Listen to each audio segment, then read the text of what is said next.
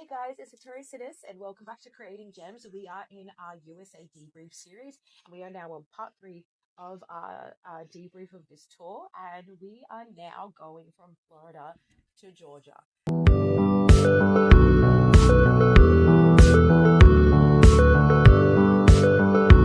And guys, the South. Oh my goodness, I'm looking at pictures of this, and I'm looking at like Waffle House, and I heard about Waffle House through Bryce Crawford, and I was like, I have to go to Waffle House. I am in Georgia, but anyways, before we get there, I need to tell you guys a crazy story that happened, and I do not recommend this in any capacity. So this is my like warning: don't do what I did.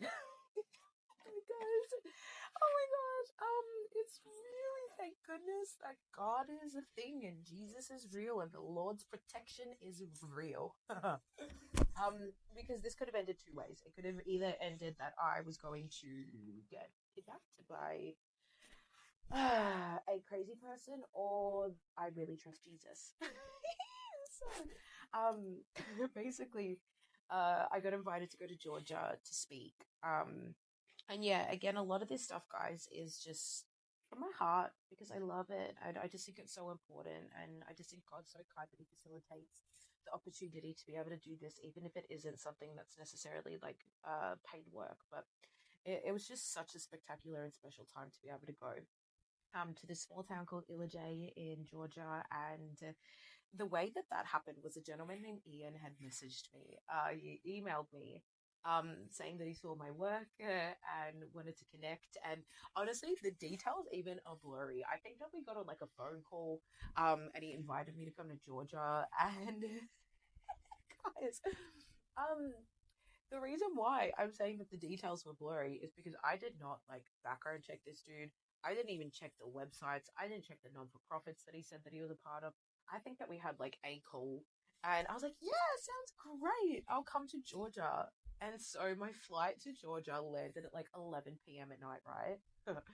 And I remember as I'm flying to Georgia, this like wave of I don't even know if it's responsibility, but just of oh my goodness, what have I done hit me?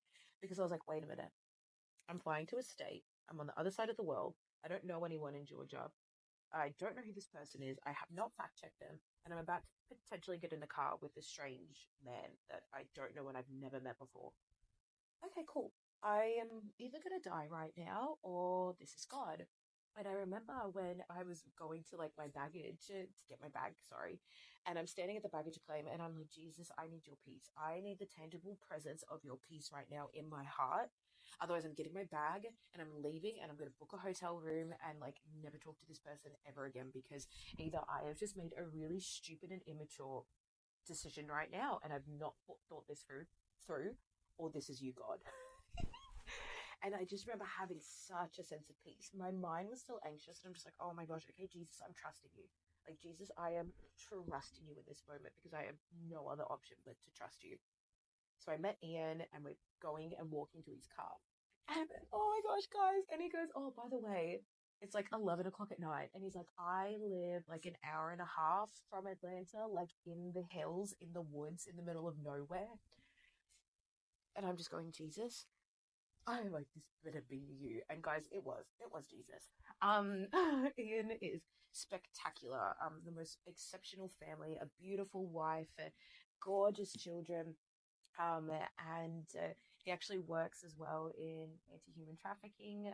Has trained like governments. He like trained El Salvador in this, and has moved to Costa Rica to live in a safe house with him and his young children and his wife, to be able to help people down there that are trafficked. A lot of trafficking that happens in Costa Rica is actually parents that sell their children into sex trafficking. So they've gone down there. There's also like a refugee camp that they're helping in, and so just exceptional people. So I was fine, and it's all good. We also got Waffle House on the way, which was a positive. At least if my last meal was an American experience like Waffle House. Anyways, I shouldn't joke like that, should I? It was all fine. So thank you, Jesus, but please don't do that. Anyone,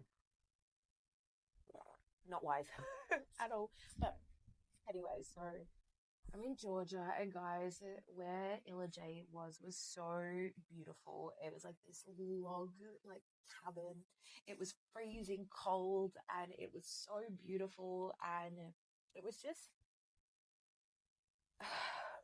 it was such an exceptional experience for me personally to be in a small town that the norm there is to grow up with faith, and they actually had for their spring break, all the churches would get together and they would host all of the youth and young people.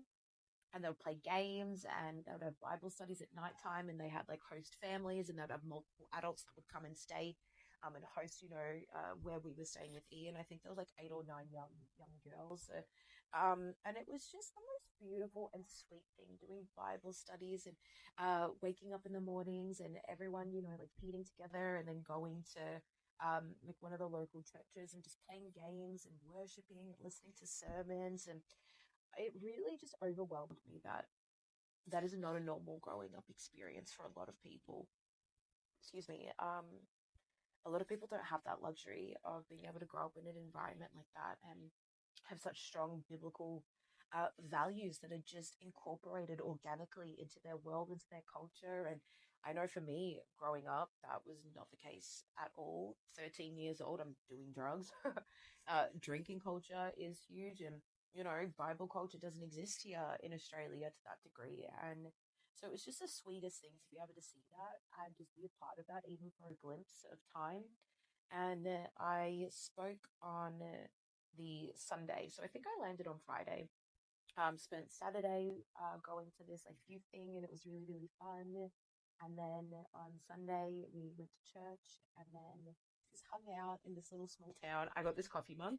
So one of my favorite things that I do when I travel is I buy cups. I started doing that when I was going to Europe a couple of years ago, and so I collect cups and I wanted to go to like an antique store and see if they had like a really special and unique cup. And so I'm gonna put a picture of it because I think that it depicts the South so well from like a very stereotypical point of view. So I got that in like a little antique store in Illinois in the middle of nowhere, and I love it. I use it literally like every day. Um, but Georgia was actually one of the biggest highlights for me, and that's because I got to speak.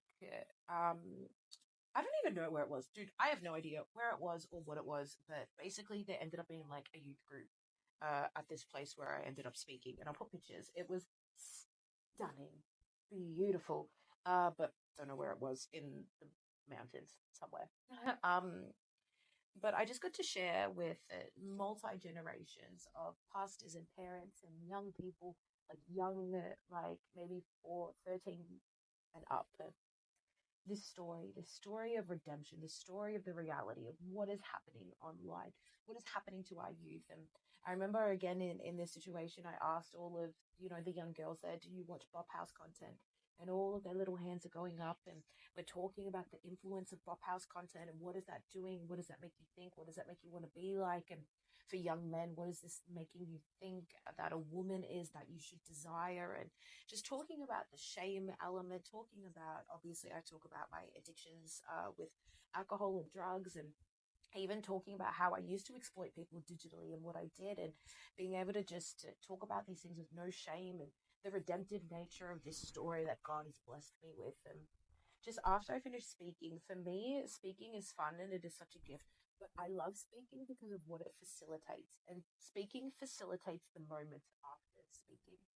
And that's when people come up to you and you get to pray for people. And I just remember having these brave, brave young people, young men who are so young that think that they're too far gone and that God can't forgive them because of their porn addictions or, their drug addictions or whatever it is. And just being able to pray for them and just watch God do what only God can do. But for me, there's such special, precious moments. And I feel so honored that God trusts me with these type of messages for his, his young people, his kids. They're so precious, and teenagers are so influential. You could maybe perhaps have one bad pastor dismiss you or someone give you the wrong advice, and it could just lead you like you never know, especially in these years. They're so critical, and we're so sensitive when we're young, and so influential. And so the fact that God has gifted me with this honor and privilege to be able to talk to his young people and have them come up and feel safe and seen to be able to have these conversations is just the best thing ever. And so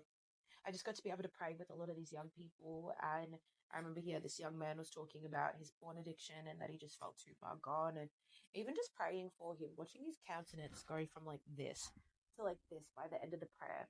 And then seeing, I was talking with some other young people and like I looked over to my side like maybe 30 minutes later and seeing this young man surrounded by older men that were praying for him, that were his pastors, that were safe men, that were able to be the ones that now can guide him and keep him accountable and just encourage him and love on him to be able to help him on this journey.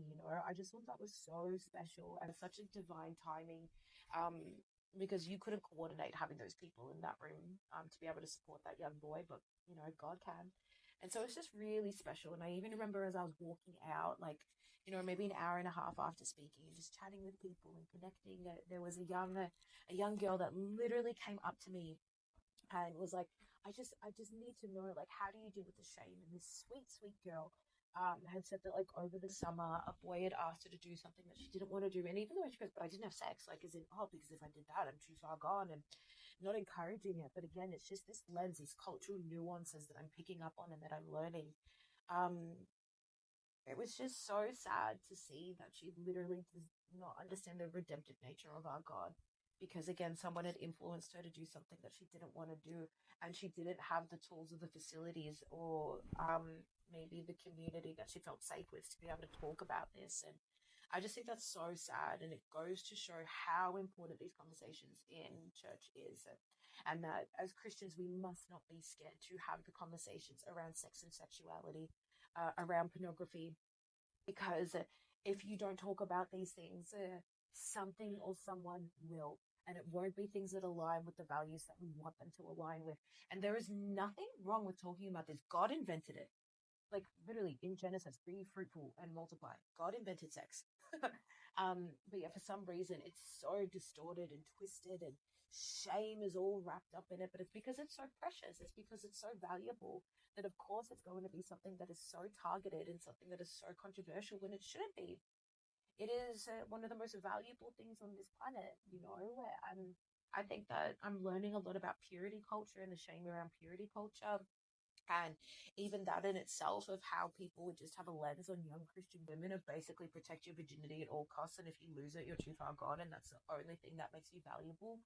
And it's like that in itself is the wrong message to give people as well. And so it's just really interesting learning about all of this. I even remember in Los Angeles being in a car with a group of women from Mosaic and having them in tears telling me about growing up in toxic purity culture and how much that's destroyed their perception of worth, value, identity, um, and hearing more stories of people that grow up their lives in the faith, they don't have sex, and the struggles they have with trying to deprogram their brain. When they're allowed to have sex because they're like, I've grown up my whole life being told this is wrong, and now I can suddenly do this, and just the complexities that are around that. And so I think that as a church body, we can't afford to not talk about these things anymore, especially in a digitized culture where the average age of pornography exposure is like 9 years old in the States. I was told it. Um, the world is screaming sex education at our kids, and so we need to be screaming it back. From values that are healthy and safe and benefit people don't and that don't hurt them. So that was a really beautiful eye opener, and it was just the sweetest time. Southern hospitality, Southern food. I had biscuits and gravy. What else did I have? I had chili. And my addiction to American bacon started in Georgia as well. Never been a big bacon eater. Then I had American bacon.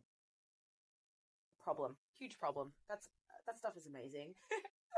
So Georgia was really sweet, and actually that night being able to talk with all those young people and just pray for them and level with them and let them know that they're seen and that they're loved and that they're not alone, and just hope that breaking off a little piece of myself in reckless vulnerability and giving them a little bit of my heart, they were able to receive that and heal something within their hearts. And so it was really special, and it really was like a huge high point for me of this trip. And yeah, something I'll really treasure in my heart. And so that was Georgia, and it was so sweet and so special. And so, yeah, let me know in the comments some of the things that you felt were highlights or takeaways from, yeah, this Georgia trip. And subscribe and follow along for the next part. Next part is Texas, and Texas was wild. So I can't wait to debrief with you guys on Texas. So I'll see you in the next one.